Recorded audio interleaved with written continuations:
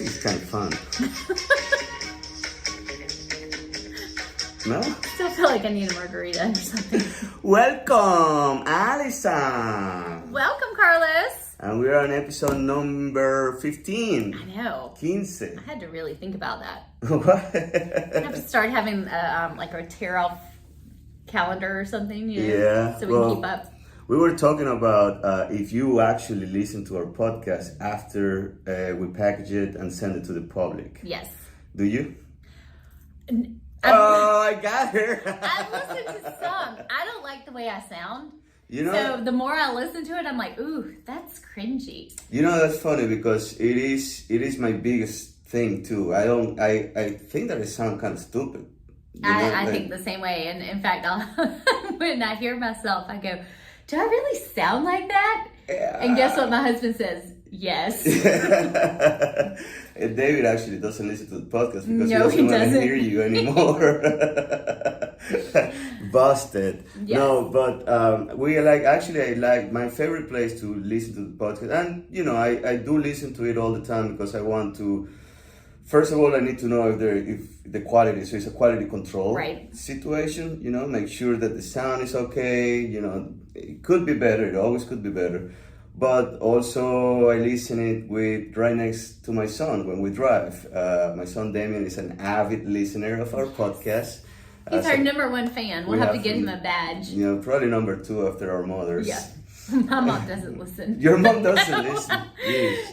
She listened to the first one and she was like, I don't care about real estate. I was like, Mom, it's not about real estate. That was the whole point of 30 Minutes Down South. Yeah, actually, we haven't really gone deep into real estate in a long time. We should start talking about what the market is going. We might should talk about that next week. Yeah, you always move it to next week. We talk so much about real estate all the time, and I know that can be a subject that we can touch it, you know, but going deep is kind of boring for people. It is. That is the feedback that I have gotten, you know, actually from my son, number 2 fan, after, I guess my mom is your mom, yeah. One. Come on, we're gonna talk. What's your mom's name again? Jeannie. Come on, Jeannie. Call her out. Jeannie, I know that you will be listening to this episode. Please go and listen to the other 14, okay? Because next time I see you, I'm going to be asking you questions about the other 14 episodes, and you better know the answer. Come on. She will not know the answer. Don't tell me you don't have 30 minutes to spend on Hey, if we could get on Netflix, she'd probably watch it.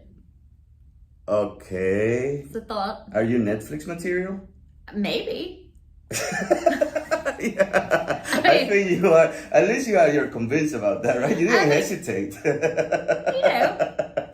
They could follow Come on, us you gotta around believe in Chapin. yourself, Alison. Are you or aren't I think you we're Netflix? pretty interesting people. No. Okay. Are you Netflix material? Yes. Yeah. There you go. I That's am Netflix material. Awesome. Are you Netflix material? Maybe Hulu. It's the ads. Without ads. No, if you're gonna watch me on Hulu, just pay for the subscription and skip the ads. I don't pay for it. Please. Anyway, so besides the quality control, I like to listen on how can improve my, you know, how I talk, I guess. Yeah. But it is hard. See, I just did the one thing I hate. When I listen to myself, to our podcast, and I go, yeah, I hate that. It's almost like that, I've been trying to cut the so Alison, that sound annoying to me. But the funny thing is that I ask people that listen and they don't notice. So are we being too harsh on ourselves? Maybe. Well, if you want to be Netflix and Hulu material, you know, you have to be. You have to. Alison, what do we have today? So we have Andrea Lange today. Who? Andrea Lange. Who's Andrea Lange? Andrea Lange. I have no idea who she is. That's who we have. Don't mess with me. Gosh. It's been a long week already. It's just it feels like Monday today. By the way, happy Memorial Day. Why is it Happy Memorial Day? I mean, are we celebrating people that die in wars and stuff? I don't know. You know, I've always, for years, made a post on Facebook about Happy Memorial Day. And I actually read on, it's a friend of mine, her husband's Facebook page. And he is a veteran. And he had made a post last year about how it bothers him that he feels like people don't recognize the sacrifices that our military makes throughout the year. Mm-hmm. But then when Memorial Day comes around, everybody wants to say, thank you so much for your service and your sacrifice, and happy Memorial Day, let's go cook a hot dog. And that they, in his opinion, it has really just been made into another holiday and reason for people to be off work and have fun. So that really made me think long and hard yesterday about the day, and I talked with my kids about it and why we have Memorial Day and the reason, you know, that we should not celebrate but be aware of the sacrifices. And that's the thing that's what I think that a day like Memorial Day is important, because it gives you not just the opportunity but a reminder, because sometimes, you know, life happens and you get away with stuff and you don't necessarily think about it every single day. You know, think about how grateful we should be with the people that gave, you know, their service, and more than their service, gave their life, you know, in order to maintain the way of life that we have here in the United States. Coming from a different country, you know, I can tell you that I appreciate a lot what has been done to make this country the way it is. Yeah. You know, because I wasn't part of it, you know, even, and this is a long subject, but I tried to join the military once back in 2001 when the Twin Towers got down.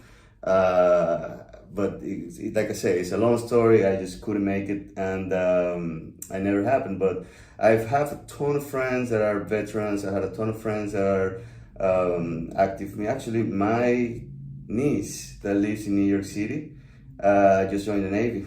Did she really? As we speak right now. That's amazing. Yeah, as we speak right now, she is in, I want to say Illinois. Yeah, she's in Illinois, in boot camp.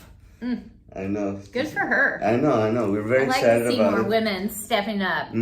So, back to Memorial Day. I think it's just like Christmas and Thanksgiving. You know, yes, it has been commercialized. You know, it has been, hey, happy Christmas. If you actually think about it, Christmas is, you know, the death of Jesus Christ. No, right? it's the birth. The birth. Well, Easter's the death. Easter's the death. You're right. It's the birth. But we celebrate Easter too. Yes, you know? we do. And a lot of, you know, it's just a day. It gives you the opportunity to remember some of the things that we might give for. I mean, if we never had a Memorial Day, maybe some people will not know or not remember or not throughout 2 or 3 years. You know, it's not just have those conversations. Yes, it's just human nature. But overall, you know, thank you for your service. Thank you for the family of the people. Absolutely. Because they are the ones that, you know, suffer the most when somebody you love is gone for war. Anyway, we're talking about Andrea Lange. Yes, and with Dominion Energy. Yeah, and we touch a couple subjects in there that are very, very interesting. We touch obviously how the power gets generated that comes to us. We talk about Pine Island, which was a private island owned by SCNG and their employees that is now being turned over to the state. And we talk about Camp Kemo. Listen, it's a good one. All right, Andrea, you're on. And we're here with Andrea Lange. Lange or Lange? How do you like to pronounce it? Lange, L-A-N-G-E. Well, thank you for being on with us today, Andrea. Tell us a little bit about yourself and what you do. Okay, I grew up in Lexington, South Carolina. I've been in Chapin since 84, and I've been working for Dominion Energy for 36 years. 36 years, that's, so you started to work at Dominion when you were 12? It was SCNG, then it was Dominion. So I started when I was about 21, actually. So that does tell my age. And what exactly do you do there right now? I'm considered a plant processor, and I process invoices and work out at one of the power plants. And the power plant I work in, it is in Jenkinsville, South Carolina. It's called Fairfield Pump Storage. Okay. Did you work in the VC Summer plant? The whole... We are on the site of the VC Summer plant, but I do not work at the BC Summer plant. Actually, Jenkinsville actually has 4 plants in its area. We have Par Hydro, Par Gas Turbines, and we have Fairfield Pump Storage, and then we have BC Summer Units number 1. Okay, I think a lot of people don't realize that. Especially with, you know, the past 7 years or so, it's like BC Summer gets all the attention, but people don't realize there are other plants out there as well. So what is your role at the plant? I order all the materials, process all the invoices, you know, just do day-to-day administrative work that needs to be done, handle anything that comes my way. We have like plant outages. In fact, we're in a plant outage right now where we're going in and doing cavitation in one of our units and then replacing some of the electrical work and stuff like that. So we get really busy this time of year during the spring when we're in an outage. Okay. Thank you. And I know that your son is a lineman too. That's right. I'm actually 2nd generation SCNG. My son was hired on SCNG. Now we're Dominion Energy. So he is 3rd generation, and he's a lineman out of the KP office. Okay. Well, we appreciate him keeping our power on when the storms come through. Yeah. So, a lot of people don't realize it's the makeup of what it takes to turn on a light switch. When you're in your house, to turn on a light switch, everybody thinks it's just those lines coming into your house. But that's not what it takes. It's like to turn on that light switch, it starts at the power plant, then it goes through transformers that are big transformers. Then it goes to your high lines, and then it goes to another transformers and goes to the lines that come into your house. So it's people at the power plants, it's people on the transmission, it's people in the substation, and then it's your lineman that feeds it into your house. So it's a lot of steps just to be able to turn on that light switch every day. And a lot of people don't realize that. Yeah, I'm one of those. I always give it for granted, you know, and just bitch about it when the power is gone and the power is off, and it's, you know, it's just a cable. Where's the other? Why can't we solve this problem immediately? You know? It's not, because something can happen at the power plant that could also cause you not to have electricity. Something can cause in the substation, a squirrel could get in the substation and tear up one of the substations that are in there. A snake, anything like that can make you have flicker your lights or turn your lights off, and until we do some switching or we fix it or something like that, you don't have electricity. It's not just a storm coming through. It's a makeup of a lot of things. It's not just one thing. And the majority of the power that we get comes from the dam, correct? Comes from the hydroelectric. So where I am, and y'all are in Chapin too, but where I am is Fairfield Pump Storage. We are a hydro plant also, like what you have at the dam, but we pull the water from Lake Monticello. So during the day, we have 8 units. We can run 3 generators, pull the water out of Lake Monticello, push it into the Broad River. Then at night, we actually can pump water out of the river and push it back into Lake Monticello. So what we do is we maintain the lake level for BC Summers to run and discharge into Lake Monticello. And we also keep the temperature by dumping water from the Broad River into the lake. We keep the temperature within 10 degrees for no fish kill, to keep the environment right and all that. So it kind of keeps within 10 degrees every day. It kind of keeps the lake level at a certain temperature for environmental reasons. I think a lot of people don't realize that when they move to our area, you know, they think they're moving to Lake Murray. It's a recreational lake, and they don't realize what it provides. And then, especially when you ride out towards Jenkinsville, Lake Monticello is beautiful. and people don't realize the true purpose of that body of water. No, they don't. It was built just like Lake Murray was built, Lake Monticello was built for generation purposes. It was man-made built, just like Lake Murray. Awesome. And talking about the lakes, I know you are in the board of Pine Island. Is that correct? Yes. Why are you laughing? I'm actually the vice president. I was vice president of Pine Island. So, what's your question? All right, well, for those that don't know, can you give us a little bit of history and explanation of what Pine Island is, or was, or will be? Pine Island was a club that was employed youth that SCNG had many years. I actually went to it into my entire life because I'm, again, second generation. And it was used by the employees who always invited the community in to enjoy fireworks or have a cookout or have a birthday party or have an anniversary party or have a wedding or whatever. It was it's a big club that's on Lake Murray. But due to the BC summer, how do I want to say this? What happened with BC summer, which Collapse. do with employees, we ended up we're trying to give it to the state because there's taxes that are owed on the equipment and the stuff that are out here for BC Summers Units 2 and 3. So it's going to be state owned. Hopefully by next year it may be opened back up.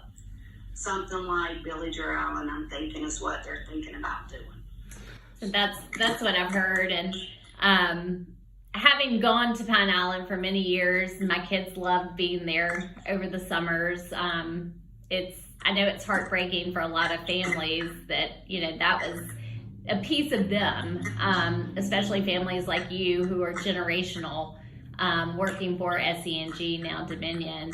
I've heard a lot of talk, I guess you would say, about Pine Island being given to the state and what the state is planning to do with it. A campground was one thing I heard. Is there any truth to that, Andrea? They're not really saying at this time. It's been a process, and they're not really telling us exactly what they're going to do with it when they get their hands on it. Okay. So it's, for some reason, it's been a long process, and I don't know all the details and all that about that, but we're thinking by the middle or end of this year, it's going to be transferred. So as of today, right now, Pine Island is still owned by Dominion, and Dominion employees still are able to use the facilities, or? We have not been able to use it since COVID. They shut it down before COVID, and they're not going to open it back up for employees. See, look, a lot of people don't realize too, the employees actually pay a fee to be a member. Not all employees were members. If they chose not to be a member and pay the fees, then they wouldn't. But we paid a fee to be a member of Pine Island. So you have the use of it and of their facilities. But you're still responsible for the maintenance right now, correct? Or? Yeah, Dominion is taking care of the maintenance for now. Yeah. One of the events, and I believe that one of them was in Pine Island, but you can correct me if I'm wrong. It was Camp Kemo. That's correct. That's correct, right? And talk to us. Do you know what Camp Kemo is?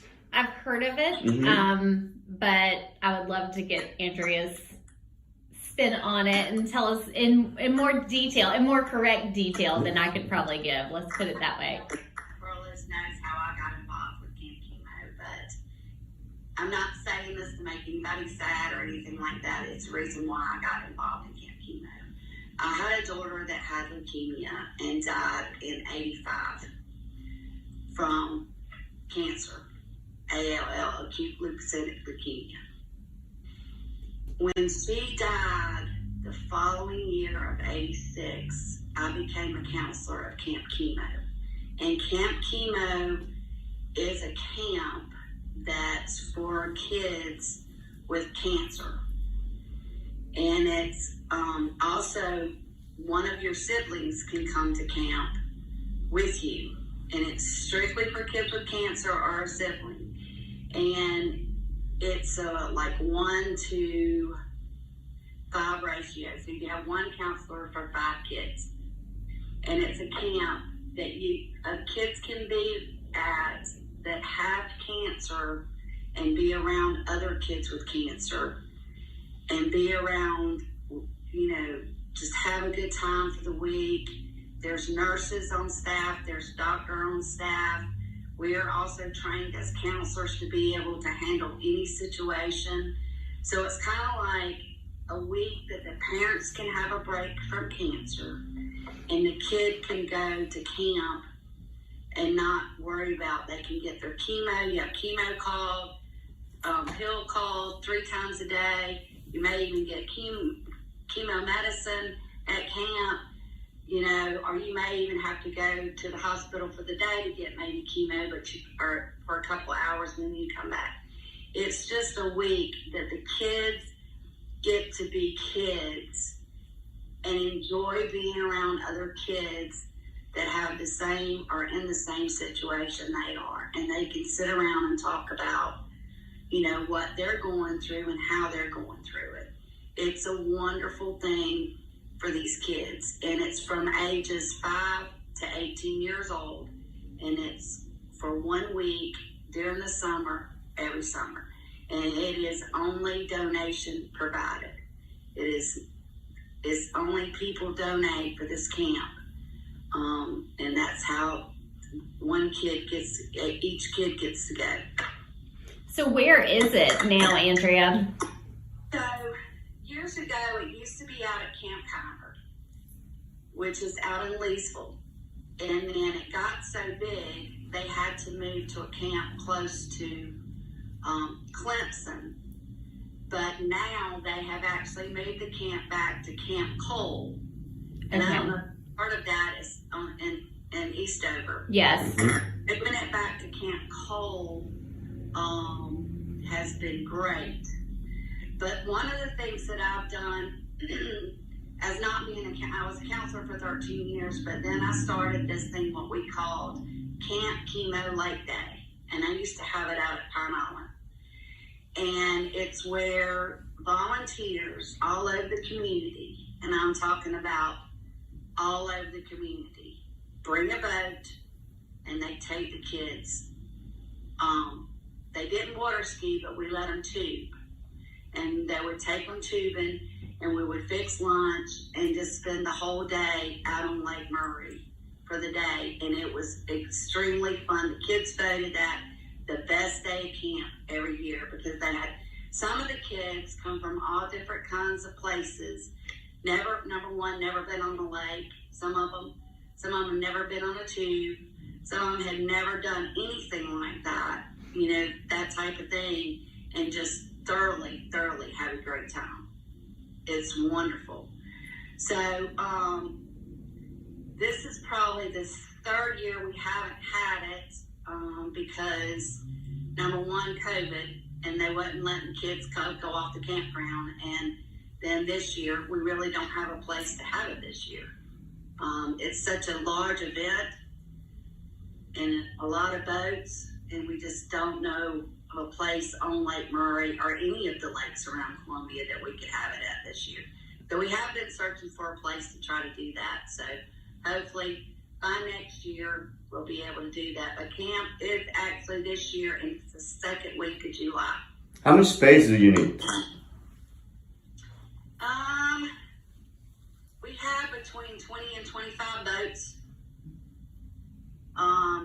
that volunteer and come take the kids. Mm-hmm.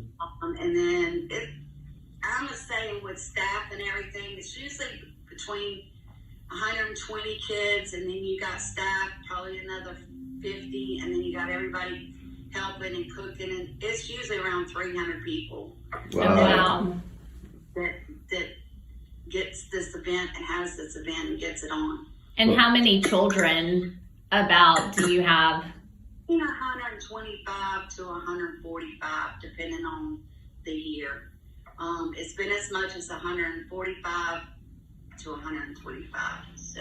Well, hopefully somebody is listening to this episode and knows somebody that might help you secure another location for you, or maybe even when the state takes over Pine Island, will be open to block a day or two to keep the tradition going, because it does sound like it's a wonderful time for kids in one of their probably the worst moments of their lives. Yeah.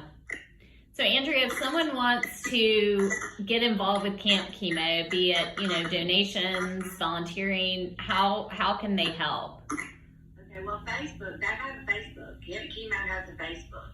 It's a part of Prisma Hospital. It's called Camp Kemo.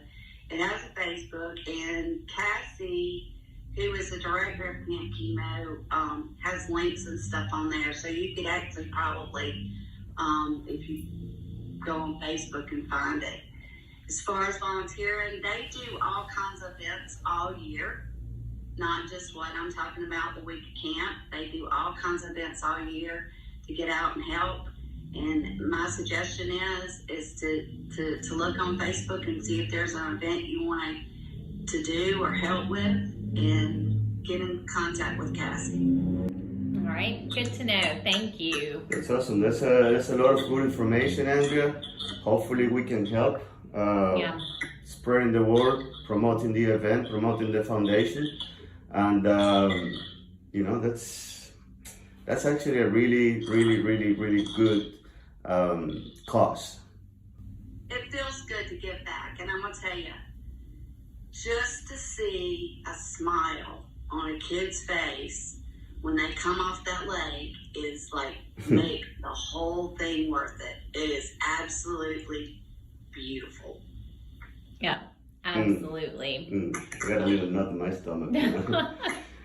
Well, Andrea, thank you so much. Thank you so much for your time, for all the information that you shared with us. I think it was pretty great. Yes, thank you. Oh, you're welcome. And if we can help out in any way, let us know, and we'll do our best to put the word out there and get more people involved.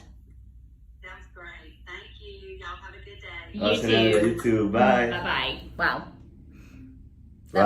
That was very moving. Very thankful for people like Andrea who take a heartbreaking situation and turn it into good and giving back to help other families who are going through similar situations. I can't imagine. That must be one of the most difficult situations any family has to go through.